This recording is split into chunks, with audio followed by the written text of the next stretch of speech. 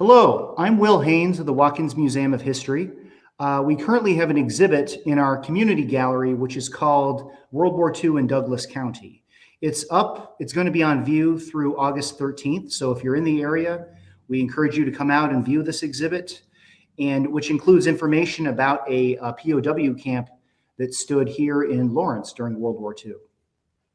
Today, we're talking with William Geroux, author of this book, The 15, Murder, Retribution, and the Forgotten Story of Nazi POWs in America. And I can assure you that it's every bit as interesting as the title makes it sound. The book has recently come out, and once I started reading it, I was hooked. And it's a cliche, but I really could not put it down. I was so happy that I get to read books like this as part of my job. So I encourage everyone to read it. And it's really fascinating to read about really what is an enormous subject that I knew almost nothing about. I knew a little bit about the POW camps because we had one here in Lawrence, but that's really the only reference I had ever gotten to them. So Bill, thank you for joining us today. Well, thank you very much for having me. Of course. I'm going to jump right into it now. So despite Americans' fascination with World War II, the story of German prisoner of war camps is very little known. So how did you find out about them and decide to write this book? Well, I quite really by chance, or I was returning a book to my local library in Virginia Beach one day in 2018 and noticed that somebody had planted a brand new historical marker right by the front door of the library. And I'm a sucker for those things. And I read it, and it said that during World War II, the library site and surrounding areas was the site of a German POW camp that housed, over the course of the war, 6,000 German POWs, captured soldiers of Adolf Hitler. Right. And it added that this camp was one of more than 600 of these things that were built all across the United States, and that these together held almost 400,000 German POWs. And I was just floored by this. I thought, because I've been fascinated with World War II all my life. I've devoured countless movies and books about World War II. I've written 2 books about World War II myself. And I thought, how do I not know that this was here, just really a couple of miles from my house? And I thought, well, if I don't know about this, then, chances are there's a lot of people that don't know about it. So I started looking into it, and I couldn't find any trace of the old camp, in Virginia Beach around the library or that area. No books in the library about it. I stopped a guy on the street and asked him, "Do you know anything about it?" And he looked at me like I was crazy. And so I just went home and did what a lot of people do, went into an internet rabbit hole, and there was all kinds of information about the old POW camps just all over the country. And most of it, to my surprise, was kind of fond recollections of these camps by guards, by townspeople, and even by the POWs who felt they were well treated here. And a lot of them came back after the war to visit these camps.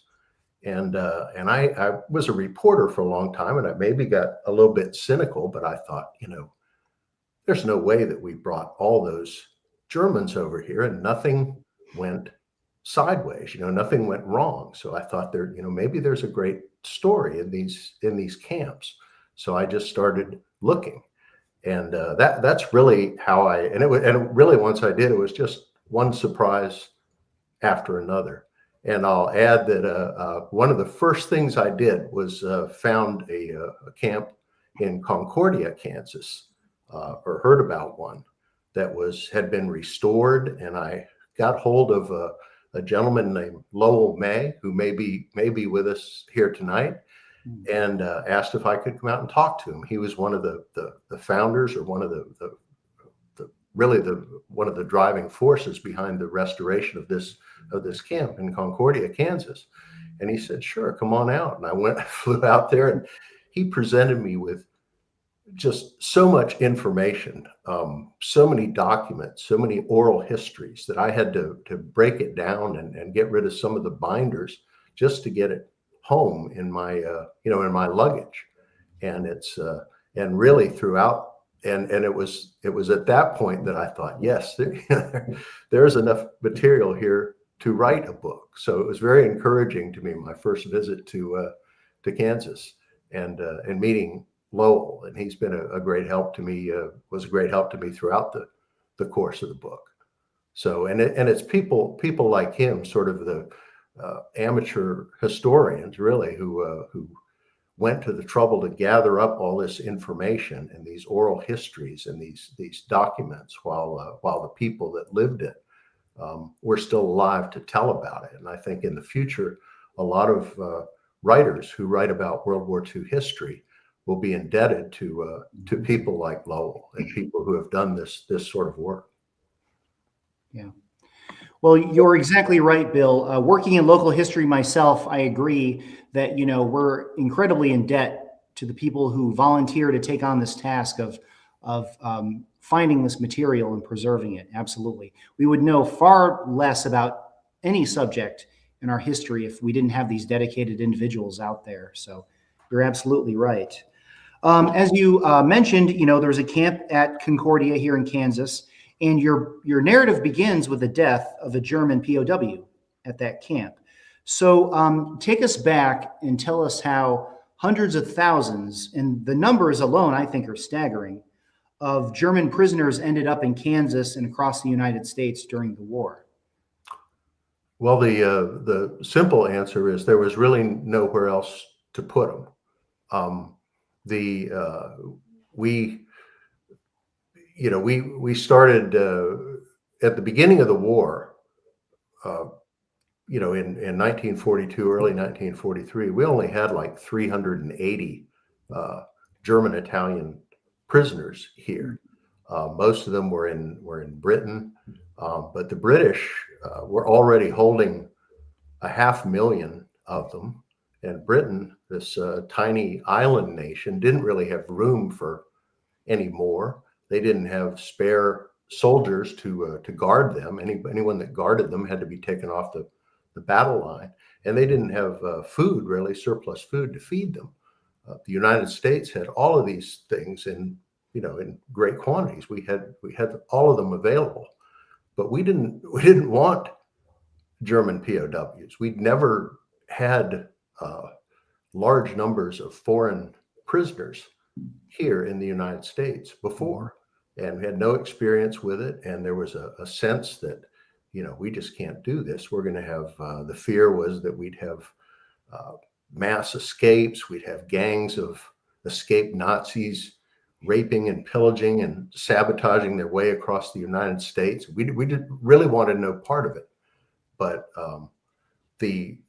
in May 1943, the Allied forces defeated the German Africa Corps, the Germans' African Expeditionary Force in North Africa, and 150,000 Germans surrendered, and there was just nowhere to put them.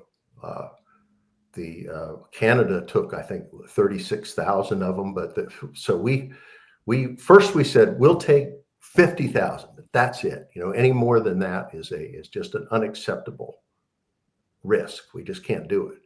But very quickly, the reality just overwhelmed us, and we took another 50,000, another 30,000, and just from the Africa Corps alone, we ended up with 120,000 POWs that came to the United States.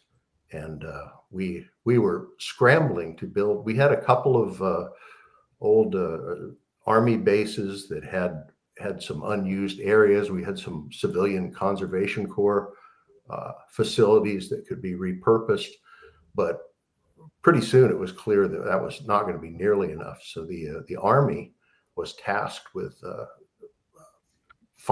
building these camps and staffing them. So they were scrambling to build these things, just basically carving them into the landscape, mostly of rural America, in time for the Germans to get here. So they came over on ships, on mainly Liberty ships that had delivered supplies, that left the East Coast full of war supplies for North Africa and Italy, and they stopped. They dropped off the supplies in Oran and Casablanca, and then they were empty, and they were getting ready to go back to the United States. So we crammed all these Germans into the cargo holds of these ships and hauled them back here. And once we got them to the shore, we put them on trains and carried them, which carried them basically all the way across, in some cases, thousands of miles across the country, to not just to Kansas, but to Arizona, California, Utah, and just installed them in these very hastily built camps, which were basically clusters of cheaply built barracks and support buildings surrounded by barbed wire fences interspersed with guard towers, with machine guns, searchlights, and rifles. So that was how they got here, and it was a very much a culture shock for both the Americans and the Germans when they arrived. The Army, it wasn't a secret that we were doing this, and if you were not really, but and if you lived somewhere in the vicinity of one of these camps, you knew about it because they were compelled to work in the community, and they were appreciated for doing it. But most Americans had no idea how many camps there were and how many Germans were in the United States. And the Army liked it that way because they felt that the citizenry might be alarmed that so many Germans were here. Right. So readers may be surprised to hear about conditions for the German POWs, and you alluded to it a little bit just now, but tell us a little bit more about what their lives were like in captivity. For instance, it was amazing to hear that the University of Kansas, my alma mater, offered college credits to the prisoners. So as you mentioned, they got a warm reception, or at least after a while, they got a warm reception in a lot of communities. So there's that question. What were their lives like in captivity? But also I was interested to learn about their encounters with the Jim Crow system in the South. So could you talk about those things? Yes. We decided right from the beginning that we were going to treat the Germans, the POWs, very well. We were going to treat them in very strict accordance with the Geneva Convention, which had been written in 1929, and some people considered it to be woefully outdated. But it essentially said that, for example, a German POW in the United States had to be given essentially the same living conditions, minus the barbed wire and the guard towers, as an American soldier on the home front. When that translated into relatively comfortable beds and quarters, plenty of food, and lots of recreational opportunities, leisure opportunities. And those included, most of the big camps had soccer fields, which was very popular. One camp had so many soccer teams that they had to have a class for referees to have enough to handle the games. But you could paint. There were a lot of camps, including Camp Concordia, where if you go to the camp today, to the restored part, you see lots of paintings of the Kansas countryside by the POWs, and a lot of these are at least supposedly are for sale online. You can buy them. They did a lot of these. They could sculpt. Some of them produced these elaborate sculptures to decorate the camps, and they could even put on plays. A reporter that went to one of the camps was astonished to attend a play, a version of the play Faust, complete with a chorus and a lighting system. And this was a lot, and it was really too much for some Americans who thought that the Germans were being coddled. They were, why are we treating them this well? And this like this?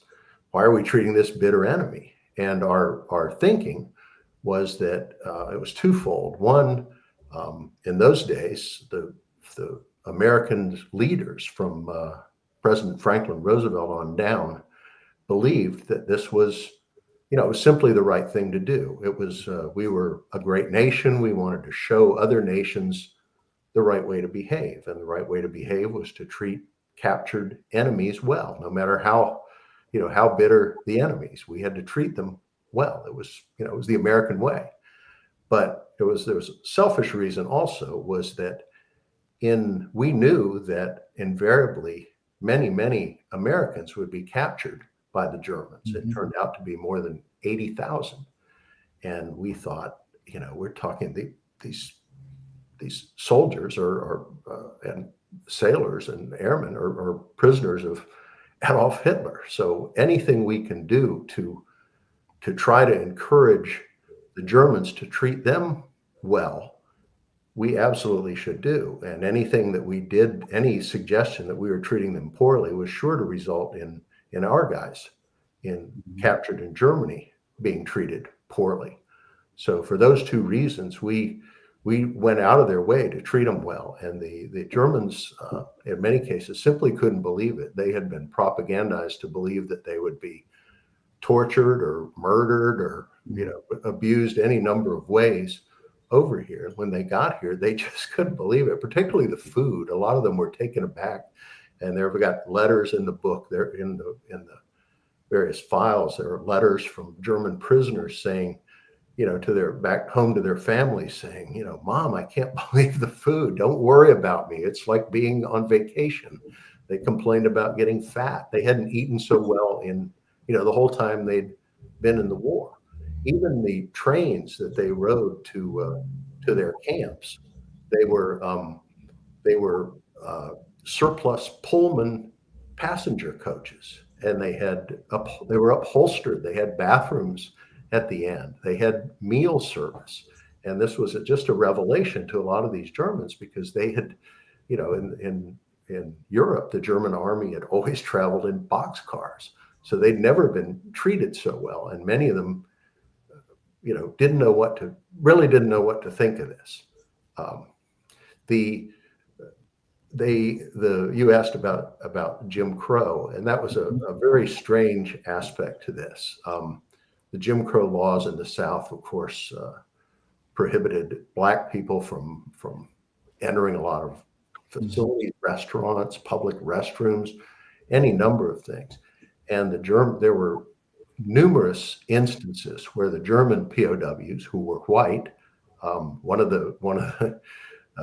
farmer, I believe in Nebraska, commented, well, they looked like us, and they were welcome. There's an example in the book where a couple of dozen Germans who were in transit between camps came to a train station in Louisiana, and were brought into the restaurant where they ate and smoked and dined and had a good time. And this was witnessed by a Black U.S. soldier in uniform who, under the Jim Crow laws, was compelled to eat in the kitchen of the train station. Another example where there was a Black soldier who was a Black U.S. soldier in uniform who was guarding the POWs, went into a train station or a bus station or something, and the POW had to use the restroom. And the soldier it was a whites only restroom. So the soldier, perhaps courageously, wedged his foot in the door of this restroom while the German soldier went in, so that he could perhaps hear if the German tried to climb out the back window. So there were all sorts of incidents like that. And sometimes the Jim Crow laws worked against the Germans. There's another example in the book where a German escapee was captured because he sat in the bus right under a sign that he couldn't read that said "colored people only," and he drew attention to himself that way. Mhm. A couple of other Germans had the same problem on riverboats. So it was just a bizarre and shameful situation that unfolded numerous times over the course of the war, and the Germans noticed this, and of course the Germans were not in any position to call out another nation's racism, but they weren't blind. They weren't not Mhm. seeing it, and they would often throw it in the face of interrogators who were trying to impress upon them the greatness of American democracy, and they'd say, "Well, what about this?" So it was a constant issue Mhm. in some parts of the country, and many of the camps were sort of concentrated in the South. So you would see that a lot. Yeah, amazing. Well, yeah, you mentioned that they receive very good treatment here in the States, and they generally have good relationships with Americans, even if these tensions do develop over time. So, what were the relations like between the German POWs, and how? Because there were different factions among them, and how did tensions develop within the prison populations of these camps? The um, the army at the very beginning, when we received the first surge of 120,000 POWs, made the mistake of assuming that all of these guys were devout, hardcore Nazis, and just never occurred to them that there might be different different feelings. So they just put them all into camps as though they were a particularly homogenous group. But even the Africa Corps, by May 1943, when they surrendered, um, it was probably more Nazified than a lot of the parts of the German army. A lot of the officers and the non-coms, the sergeants and corporals, were very much true believers in National Socialism and in Hitler's goals and his vision. But the even the Africa Corps also had a lot of by then it had a lot of reluctant draftees. It had many of them were indifferent politically. There were some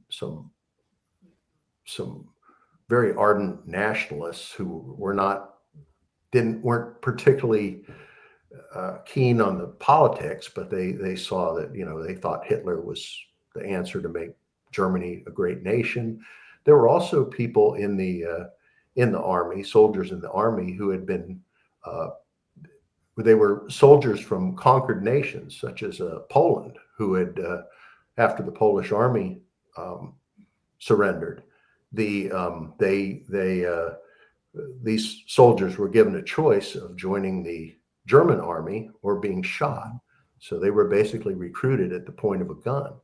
So in on the battlefield in North Africa and in other battlefields, their leaders held them together, I guess by shared danger or the threat of being killed. But once they got in these camps, thousands of miles from the seat of Nazi power, a lot of these guys who had beginning to have doubts about this. Plus, they could see that the war was not going their way. Only the hardcore Nazis would fail to recognize that things were not, that the war was turning against them, and they might well lose. But a lot of these guys had begun to think, you know, become less concerned about, what we're going to do when Hitler rules the world, and what am I going to do when Germany loses this war? Yeah. So you had this tension in the camps that the Americans, the guards, and the American authorities were not initially aware of. They didn't recognize that this was that you had these different groups in there. And within the groups, particularly as the war went on and more prisoners came from different battlefields, the Nazis, the hardcore Nazis in the camps, saw a waning devotion, or perceived a waning devotion to National Socialism, and felt like it was their duty to keep everybody in line, not to, so they would watch their fellow prisoners. And if any sign that they were losing faith, they were maybe slow to obey orders, they were even such things as listening to American music on the radio. The Nazis would watch how they reacted to, war news that came over the Allied stations, as opposed to the news, the German war news that the prisoners got from inevitably each camp had a hidden radio where they could get the dispatches from Berlin. So the Nazis were always watching their fellow prisoners, because they felt like there was, the faith in Hitler generally might be waning, and it was their duty to keep it together. And they resorted to all sorts of methods to try to punish, to warn, and then ultimately to punish anyone that they felt was losing faith. Yeah. And as we'll see, these warnings and punishments got out of hand. So what caused German POWs to murder their fellow prisoners? What were the immediate causes? Because you laid out the groundwork of, these ideological differences. But what were the immediate causes, and what happened there, and how did the U.S. Army respond? Well, the Nazis in the camps, in a number of these camps, including Camp Concordia in Kansas, and a couple of particular in Texas and elsewhere, quickly, sort of behind the scenes, gained control of the camps over their fellow prisoners, and they would wield this control usually at night, because at night, during the day they'd be out working. They'd be, they could be compelled to work. They'd be out working, but at night, after dinner, after lights out, the Americans would withdraw.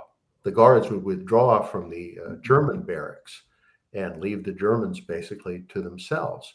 And during those times, the Germans would, that was when the Nazis would call these offenders to task. And they would do things like, they'd warn them, they'd threaten to, they'd order their fellow prisoners to shun them, which was so far from home as a prisoner of war was a serious thing. They would threaten to get word back to Germany for the Gestapo to murder their loved ones. And this was so a dubious threat, really. But anybody who had grown up in Nazi Germany, it wasn't a threat that you could dismiss easily. And when they decided that someone had really crossed the line and had gone too far, they would order beatings. They would arrange squads of men to beat them within an inch of their lives, and sometimes beyond. So they would, in the case in Kansas, the first one, they orchestrated a suicide. They basically supposedly threatened this was a guy, and his only offense really was that he'd been slow to obey orders, and they just felt like he was felt like he was losing faith. And ultimately, one of the Nazis stole his diary and presented it to the Nazi leaders of the camp, and they looked in it and saw that he had written, among other things, that he believed, that Nazism would be the ruin of Germany, which of course it was. But it wasn't like he was out there proselytizing this view to his fellow Germans. It was just written in his diary. But on that basis, they told him, you either commit suicide, you either hang yourself, or we'll send word back to Germany for your wife to be murdered. So he did that. He killed himself. In another couple of cases, some of the victims of the killings had actually betrayed Germany. One guy had been he was an informant, and he had been a stool pigeon. He was a U-boat man, and he had been captured and immediately agreed to help the naval intelligence. He was taken to a secret interrogation center at Fort Hunt, right outside Washington, D.C., near where I grew up, and they would send him into bugged rooms with newly captured U-boat men, and he would spend a few minutes establishing his bona fides, making clear to them that he was a U-boat guy, and then he'd start asking them questions, like about new technology, new deployments. Where was a particular star U-boat captain? Where was he now? And he had been. This worked for a while, but eventually he was found out, and the Navy was keeping him in protective custody because he had been doing this for so long that he had been, fallen under suspicion. But the Army, for reasons unclear, transferred him into a barracks in Arizona full of U-boat men, some of whom he had been trying to weasel information out of in Fort Hunt. So within 6 hours, he was murdered. So a couple of these guys you could say, were actual traitors. And the men that killed them claimed afterwards that they had not committed murder. They were simply loyal soldiers who had a duty to stop a traitor from continuing to betray Germany. And I'm not sure their argument was, I think if you put some American soldiers in that same situation, confronted with a traitor like that, they might do the same thing. And if you've ever seen the movie Stalag 17, that's pretty much exactly what happens with one guy who the Americans discover a traitor in their midst, and they sort of orchestrate his killing. So a couple of these guys were traitors, but more often they were just people who had annoyed the Nazis, who were, listening to American music on the radio, who were seemed too friendly with the Americans, who were working harder than they really needed to work, or working on jobs that they, were not required by the Geneva Convention to do, being interpreters, doing things like that. And the Nazis killed them basically to make examples of them. So it was in some cases was just pure murder. Yeah. And it seems like the U.S. government and the Army were kind of slow to respond initially. So what was the Army's response to these crimes being committed under their watch in the camps? The Army at first, again, didn't see the different types of Germans that we were guarding. And so when the tension was building up, they didn't really quite understand it. And they didn't until the killings began. But once the killings started, they responded pretty aggressively, and they turned loose, the generals in charge of these areas where the killings were taking place. Places in America would, basically lay down the law, and they would order investigators and prosecutors to get to the bottom of this and make sure that these crimes are punished. And one of the really the leading prosecutor, the chief guy, was an ambitious lieutenant colonel in the JAG Corps, the Judge Advocate General's office, named Leon Jaworski, who many of you at a certain age will remember, as 30 years later was the special prosecutor in the Watergate case. But Jaworski and his fellow prosecutors really went after these guys, and it was difficult to prosecute these killings. Most of them were brutal gang beat, they basically beat these guys to death with their fists, with clubs, with pipes, bloody, nasty murders by mobs or by gangs of people. And it's not, as Jaworski pointed out, it's not so easy to prosecute these cases, because you can't just say, here's a bunch of guys, we're charging you all with murder. You have to be able to attach specific acts to specific people. Jaworski had a gift for reading witnesses and getting them to talk, and he prosecuted 5 men in the first authentic murder, which was in Tonkawa, Camp Tonkawa in Oklahoma. And some of those guys had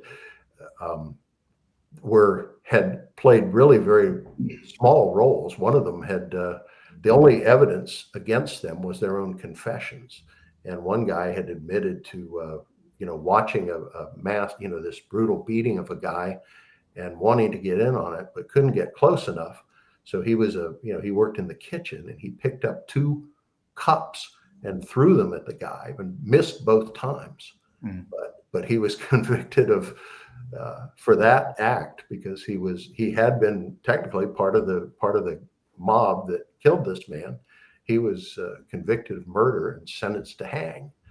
And Jaworski had convicted 5 of these men at Camp Tonkawa, and another one later on. And altogether, he and the other prosecutors won convictions against 15 Germans for murder, and won death sentences. And all of these proceedings were, the Geneva Convention said that German POWs could be prosecuted under American law for crimes. Interestingly, it was not a crime to escape. The Geneva Convention said that a POW had the right to try to escape. So you couldn't charge someone with escape, but you could charge them with crimes they committed inside the camp against other people, whether they were Germans or Americans, or crimes they committed once they did escape. Jaworski prosecuted a guy for auto theft, because after he got out of the camp, he stole a car, to try to get away. Very unsuccessful, but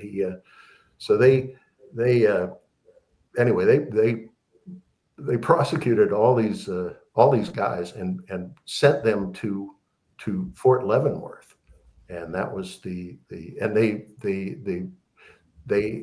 we could have prosecuted them in civilian law, but the Army didn't want to do that, because if the civilian courts are slow, the defense can use all sorts of tactics. And there really no certainty, particularly in the cases of where the traitors were murdered, that they would get convictions. So they bypassed the civilian courts, and they even bypassed the normal military courts. And they tried all these guys in secret military tribunals, which consisted basically of handpicked officers handpicked by the generals who wanted these cases resolved. And Jaworski and the other prosecutors really had very little trouble in the heat of a war getting convictions and death sentences against these 15 Germans.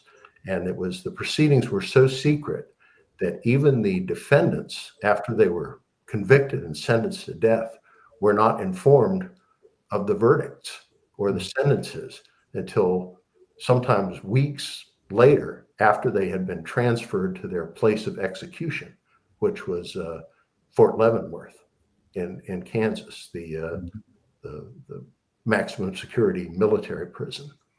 So that's 15 of them ended up there, facing the hangman for the killings in the camps. Yeah. So, but there's another element to this story that we haven't talked about yet. So we have these 15 Germans being held for committing murder, supposedly. But how did Americans fighting in Europe get caught up in these events? And as you mentioned, eventually some 80,000 Americans were held as prisoners by the Germans, and Americans had a real fear of retaliation against their own prisoners, against their own people being held prisoner. So how did the American troops involved in fighting the war in Europe get affected by the events in the United States?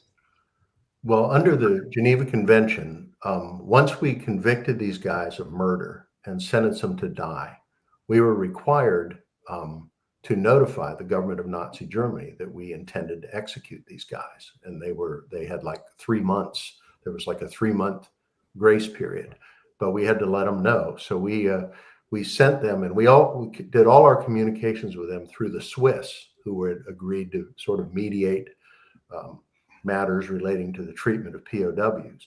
So through the Swiss, we sent them information, but we sent them only some pretty bare bones information, basically just spelling out what the charges were, what the verdicts were, and said, we're going to execute these guys. And the Germans were immediately were complaining. They said, wait a minute, we need to know a little bit more about these cases. What were the circumstances of the killing? What evidence was presented? What defense was offered? And the War Department, under Secretary of War Henry Stimson, took the position initially that, we've told you all we need to tell you. We're just going to execute these guys, and that's that. You're not entitled to really any more information. But the State Department, on the other hand, felt like there was some concern even then that the Germans, how are the Germans going to react to this? They're not going to say, oh well, I guess they committed murder. I guess it's okay. They're going to do something, and they may take it out on our guys. So the State Department kept saying, we need to give them, at least give them the information, give them more. But this went back and forth, and finally the Germans, in the latter days of December 1944, just as the Battle of the Bulge was raging in Belgium, rounded up essentially 15 American soldiers who they had captured and sentenced them to death on secret military tribunals. And in many cases, none of the Americans had killed anybody.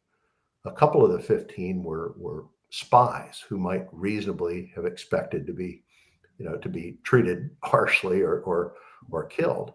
But some of these men they'd taken a punch at a guard who had taken a punch at them, or they had, in one case, a couple of guys who were sentenced to death had briefly, as a symbolic act, stood in the path of some German sergeants who were trying to hang an insulting propaganda poster on the POWs bulletin board in the camp where the Americans were being held. So a lot of these charges were clearly trumped up, and the cases, these 15 cases were basically tried, and the death sentences against the Americans were handed down in the space of just a couple of days in the dying days of December 1944. So it was clearly a response to what we were doing or attempting to do with the German POWs at Fort Leavenworth. So the Americans knew nothing about these death sentences of the Americans until the 12th of January, when they got a telegram through the Swiss from the Germans, basically offering a trade. And they said, we'll trade you these five guys, and listed the men and their hometowns and their ages, and said, we've convicted these men of this and that. Usually the charges were like interfering with the operations of the Reich or something like that. And they said, we'll trade you. We'll trade you the first 5 Germans from Camp Tonkawa in Oklahoma were to be executed. And they said, we'll trade you these first 5 for these Germans. We want them back. We'll spare the Americans' lives if you'll do this.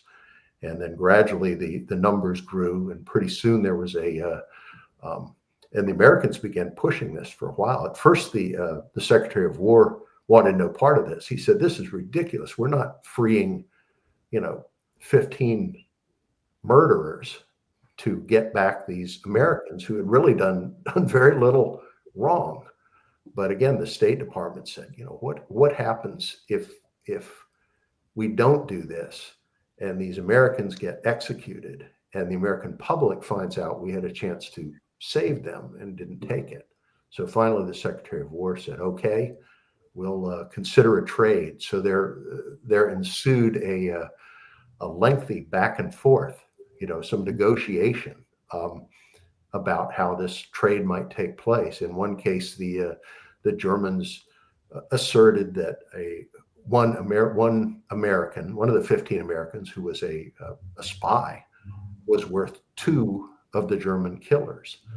But the German Americans didn't respond to that, and the Germans didn't pursue it. So this went back and forth. And in the meantime, all these 15 Americans were being held in different, most of them in different places in Germany and in Poland, where a lot of the German POW camps were, in in death cells awaiting execution. And this went on for weeks and months as in the early part of 1945, as the war was I would say drawing to a very violent and chaotic end. So we finally proposed a deal with a 15 for 15 exchange, which would take place at 2 points along the Swiss border. And we were really, by then, really pushing the Germans to go along with this. And it was the Americans did not know. Well, some of the American prisoners were dimly aware. They'd heard from the Swiss that would visit them that this deal might be in the works. But as one of the Swiss guys told the American, he said, you know, take this with a grain of salt. Nobody really knows how this is going to turn out, whether this deal is going to come to anything. So prepare yourself.